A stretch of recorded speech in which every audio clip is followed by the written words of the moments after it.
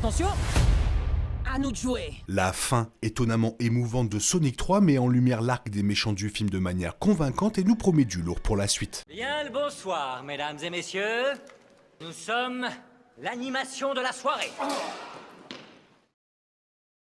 Alors que le film reste concentré sur l'hérisson bleu et ses amis, la dernière entrée de la série de films Sonic est fortement axée sur les arcs émotionnels des personnages comme Shadow et le docteur Robotnik. Bien que le film n'essaye jamais de cacher le fait que les deux commettent des actes crapuleux pour des raisons égoïstes, les personnages de Sonic 3 bénéficient de plus de profondeur et d'évolution que à quoi on pouvait s'attendre. Cela est même vrai pour l'autre méchant principal du film, Gérald Robotnik. Malgré un plan de méchant de base au niveau de la surface, les motivations émotionnelles de Gérald jouent dans les thèmes généraux du film sur le chagrin, l'amour et la croissance. C'est un moyen très efficace de jouer avec les arcs émotionnels de film et contribue à donner à l'histoire un sentiment de finalité naturelle, même si la fin laisse la porte ouverte à d'autres suites et à l'expansion de la franchise. La fin de Sonic 3 est d'une signification trompeuse, avec Shadow et le docteur Robotnik sacrifiant apparemment leur vie pour sauver le monde. Pendant une grande partie du film, Shadow et Robotnik suivent les objectifs de Gérald Robotnik de se venger du Gun pour leur action précédente il y a 50 ans. Cela conduit au lancement de l'arme de Gérald, une station spatiale capable de déclencher une explosion laser qui pourrait anéantir toute vie sur Terre. Shadow et Robotnik décident finalement de protéger le monde, même si cela signifie qu'ils ne peuvent pas s'échapper de la station spatiale avant qu'elle n'explose. Alors que la scène post-générique tease le futur, rien n'indique que Robotnik aurait pu échapper à l'explosion qui a consumé la station. En fait, la scène finale de Robotnik le voit diffuser un message sur Terre dans lequel il s'excuse auprès de l'agent Stone et l'appelle son ami. Cela donne à la scène un sentiment de finalité et souligne les thèmes du film sur les liens que les gens nouent, tout en offrant aux méchants maladroits un moment héroïque étonnamment attachant. Bien que Shadow revienne probablement dans les futures entrées de la franchise, cela semble être un point final naturel pour Robotnik. Gérald Robotnik est le grand-père d'Ivo et le scientifique en chef qui effectuait des recherches sur Shadow lorsqu'il est arrivé sur Terre, un demi-siècle avant les événements du film. Même si l'ampleur des intentions de Gérald à l'époque n'était pas claire, sa rage face à la mort de sa petite fille Maria l'a poussé à passer 50 ans à préparer sa vengeance. Après avoir confié au Gun les plans du canon, Gérald a pu s'échapper de leur confinement. Sa mission est d'anéantir l'humanité pour se venger de la mort de Maria, avec son arme prête à anéantir la Terre.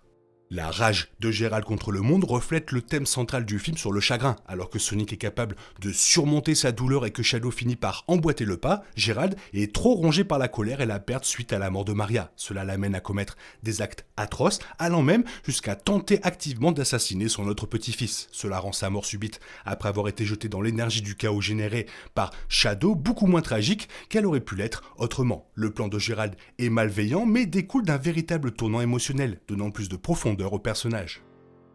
Le docteur Ivo Robotnik a été le méchant principal des films Sonic, et cela se poursuit dans une certaine partie de Sonic 3. Bien qu'il ait brièvement travaillé avec Sonic, Ivo se range rapidement du côté de Geralt lorsqu'il réalise leur lien familial. Le film s'appuie fortement sur Ivo en tant que personnage isolé et tragique. Malgré son extérieur maladroit et ses pulsions méchantes exagérées, Ivo se révèle être un homme solitaire qui a grandi sans amis ni famille. Même Sonic admet avoir pitié de lui à un moment donné, se demandant à quoi aurait pu ressembler Ivo s'il avait eu des relations familiales.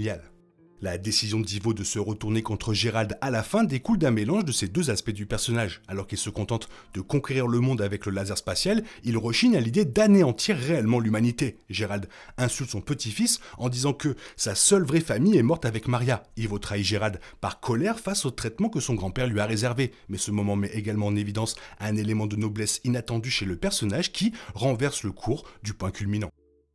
La mort de Maria avant les événements du film sert d'impulsion à la rage de Gérald et Shadow, jetant les bases du conflit central du film. Maria est présentée dans le film et établie à travers les nombreux flashbacks de Shadow, révélant le lien que le duo a formé alors qu'ils étaient sous observation et expérimentation du Gun. Cependant, après que Gérald ait averti les deux que le Gun avait l'intention d'emmener Shadow, leurs tentatives de fuite ont été contrecarrées par les soldats du Gun. Un tir errant a déclenché un conteneur d'énergie du chaos et Maria a été tuée dans l'explosion qui en a résulté.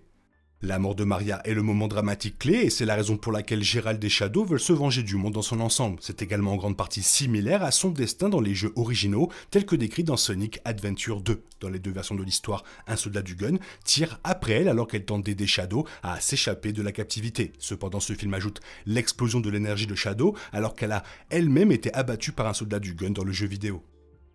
La fin du film et ses 2 scènes post-génériques annoncent l'orientation future de l'histoire. Le film se termine avec Sonic, Tails et Knuckles qui réussissent dans leur effort pour sauver le monde. Cependant, dans la première scène post-générique, il est révélé que quelqu'un a construit une horde de Metal Sonic, ce qui pourrait constituer un grave danger pour le monde. Metal Sonic est l'un des ennemis les plus constants et les plus redoutables de l'univers Sonic, ouvrant la voie à ce que le méchant bien-aimé devienne un gros problème dans tout suivi cinématographique potentiel.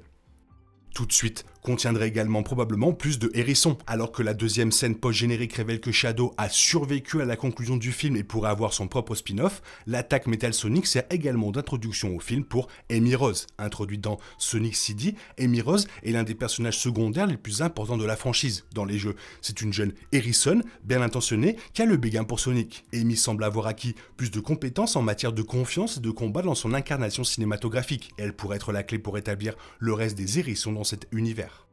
Metal Sonic est un méchant classique de Sonic qui a également fait sa première apparition dans Sonic CD. Bien que la scène post-générique de Sonic 3 n'explique pas cela, Metal Sonic est traditionnellement une création du Dr Robotnik. Le robot a une apparence similaire à Sonic et peut reproduire ses pouvoirs de vitesse. Metal Sonic est généralement considéré comme la plus grande création du Dr Robotnik et constitue une menace récurrente pour l'équipe Sonic.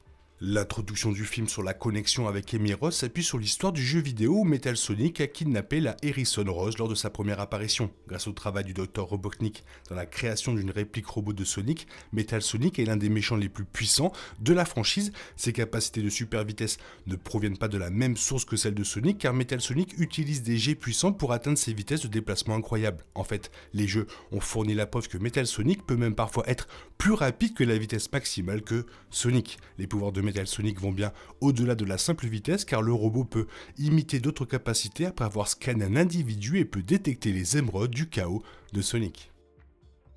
À la base, Sonic 3 consiste à surmonter le chagrin et à se concentrer sur l'amour dans sa vie. Sonic se révèle pleurer toujours sa mère adoptive mais à trouver du réconfort dans sa mémoire. Cela résonne chez Shadow qui est obligé de réfléchir à l'impact que Maria a eu sur lui au lieu de sa rage de l'avoir perdu. Geralt est le pire scénario de deuil, quelqu'un tellement consumé par la perte d'un petit enfant qu'il est incapable d'aimer véritablement son autre petit enfant. Même Robotnik reflète cet arc déplorant ouvertement son manque de lien avec les autres. Le grand moment héroïque d'Ivo survient lorsque Geralt lui reproche de n'avoir personne qui lui tient à cœur sur Terre. Mais Robotnik se rend compte silencieusement qu'il apprécie Stone. Cette prise de conscience pousse Robotnik à sauver le monde et à devenir enfin un héros. Sonic cède presque au chagrin lorsque Tom est blessé par Shadow, mais il se souvient de l'amour que Tom partageait avec lui et cède, sauvant ainsi le monde. Le film est une histoire étonnamment émouvante sur le fait de surmonter le chagrin et elle donne plus de profondeur au film. J'ai pas mal aimé, je pense même que c'est peut-être meilleur que les 2 premiers, et puis ça annonce un 4e vachement sympa, je sais pas ce que tu en penses, n'hésite pas à me le faire savoir dans la zone commentaire, sinon bonne fête de fin d'année, fais des bisous à toute ta famille de ma part, toi t'as pas de bisous parce que t'es pas gentil, je rigole, toi aussi, bisous, bye bye. Il est impossible de compter sur les autres de nos jours, on est obligé de tout faire soi-même. Je me trompe? Rien de grave, j'avais tout prévu. Où va le monde, je vous le demande.